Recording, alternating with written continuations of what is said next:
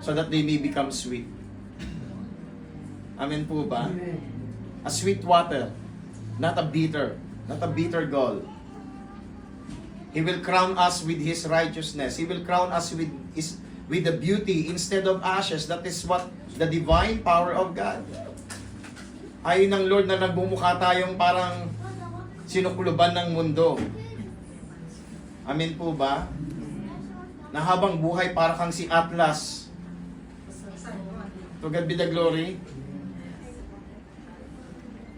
And 1 Corinthians 1 said, verse 21, for since the wisdom of God, the world through its wisdom did not know Him, God was pleased through the foolishness of what was preached to save those who believe. Jews demand signs, and Greeks look for wisdom.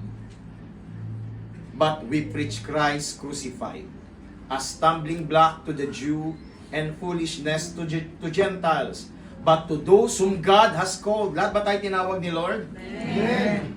But to those whom God has called, ikaw yon. Sabi mo sa katabi mo, ikaw yon. Sabi mo, wag kang tutulog-tulog.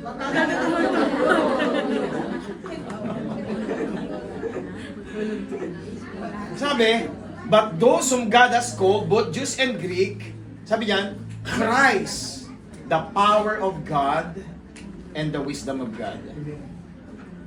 Just imagine the one who had created the heavens and the earth dwelling inside of you. Jesus said, I and the Father will come in and eat with Him. And the power of God is within you, for the kingdom of God is within you.